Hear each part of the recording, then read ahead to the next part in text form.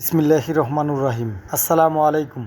দেশ বা প্রবাস পৃথিবীর যে যেখান থেকে আমার এই ভিডিওটি দেখছেন সবার প্রতি আন্তরিক ভালোবাসা এবং শুভকামনা জানিয়ে নতুন একটি পর্ব শুরু করছি।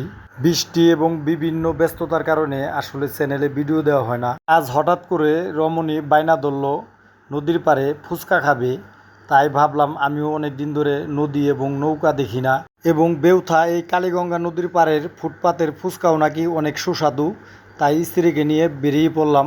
যদিও আমি ফুচকাটা একেবারেই পছন্দ করি না, তবে মেঘকে ভেদ করে মাঝে মাঝে রোদ এবং মাঝে মাঝে ঝিরিঝিরি বৃষ্টি এবং মনোমুগ্ধকর ঠান্ডা হাওয়া খুবই ভালো লাগছিল। আমার জীবনের সিংহভাগ সময় আমি দেশ বিদেশে ঘুরে শেষ করে দিয়েছি, জীবনে নিজের জন্য কিছুই করি নাই। তবে এই শেষ বয়সে এসে এখন আর ঘোরার সময় পাই না। মাঝে মাঝে স্ত্রী বায়না ধরে ঘোরার জন্য, কিন্তু ঘুরতে এখন আর আগের মতো ভালো লাগে না। আর ঘুরতে ভালো না লাগার মূল কারণ হলো ব্যস্ততা বেড়েছে, বয়স হয়েছে, ছেলেরা বড় হয়ে গেছে, এখন আর আগের মতো ঘুরতে এর জন্য সময়ই পাই না।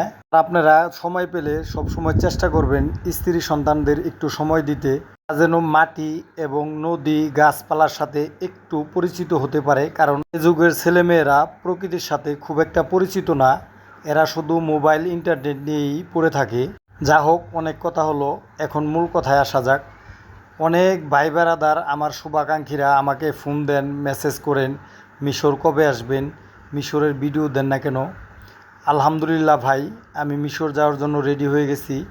10 থেকে 15 দিন মধ্যেই আল্লাহ যদি তৌফিক দান করে তাহলে মিশরে চলে যাব ইনশাল্লাহ। অনেকে আমাকে কল দেন, আসলে কল আমি ঠিকমতো রিসিভ করতে পারি না। এর মূল কারণ হলো আমরা বাপ বেটারা ফলের ব্যবসা করি, বেশিরভাগ সময় দোকানে দিতে হয়, এর জন্য অনেক সময় আমি নেটে থাকি না। আল্লাহ ভরসা, তারপরও আমি চেষ্টা করি শতভাগ আমার কমেন্টের উত্তর দেওয়ার জন্য। এখন থেকে আপনারা আমারে কল দিয়েন, সমস্যা নাই, রিসিভ করব ইনশাল্লাহ। যে কোনো পরামর্শের ব্যাপারে আপনাদের সুপরামর্শ দিব। আমার ইউটিউব চ্যানেলে হোয়াটসঅ্যাপ এবং ইমো নাম্বার দেওয়া আছে। আর যারা মিশর যাওয়ার প্রত্যাশী তাদের কাছে অনুরোধ করব, আপনারা যদি ভালো গার্মেন্টসের কাজ জানেন তাহলেই মিশর যায়েন, তা না হলে মিশর যায়েন না। আর বেড়ানোর জন্য মিশর গেলে সারা জীবনই মিশরের দরজা খোলা আপনাদের জন্য। মিশর অনেক সুন্দর দেশ, মিশর আপনারা আসতে পারেন।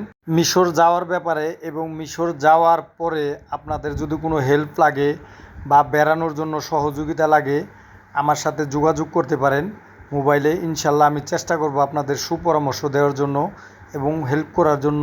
আর বর্তমানে আমি যে জায়গাটা ভিডিও ধারণ করতেছি, এটা হলো মানিকগঞ্জ জেলার প্রাণকেন্দ্র, মানিকগঞ্জ শহর ঘেঁষা কালীগঙ্গা নদীর তীর।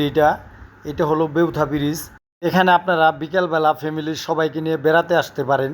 এখানে বাচ্চাদের জন্য দোলনা এবং বিভিন্ন খেলনার ব্যবস্থা আছে। আমি ভিডিওতে ধারণ করে দেখাতে পারলাম না, কারণ এখানে উচ্চ স্বরে গান বাজনা হচ্ছিল এবং মিউজিক বাজতেছিল। এখানে নৌকা নিয়ে ঘোরার মতো খুবই সুন্দর জায়গা আছে। অনেকে আমার ভিডিও দেখে প্রশ্ন করবেন, ভাই আপনি গাজীপুরের মানুষ, মানিকগঞ্জ কি?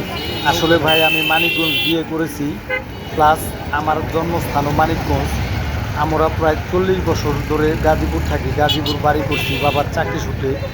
আমাদের জন্মস্থান হলো মানিকগঞ্জের সিঙ্গার উপজেলায়, বিয়ে করেছি মানিকগঞ্জ জেলায়।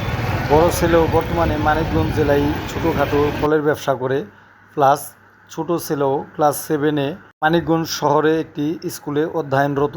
আর আমার মতো প্রকৃতি এবং ঘুরতে কে কে পছন্দ করেন অবশ্যই কমেন্টে জানাবেন। আর আমার প্রবাসী ভাইদের প্রতি রইল আমার সশস্ত্র সালাম, ভালোবাসা এবং দোয়া। আমি নিজেও একজন প্রবাসী, আমি আমার প্রবাসী ভাইদের অনেক মিস করি। আল্লাহ বাঁচায় রাখলেই 15 দিনের মধ্যেই আবার ইনশাল্লাহ প্রবাসে চলে যাব। আর মানিকগঞ্জের এই জায়গাটা কে কে চিনেন, যদি কেউ চিনে থাকেন অবশ্যই কমেন্টে জানাবেন।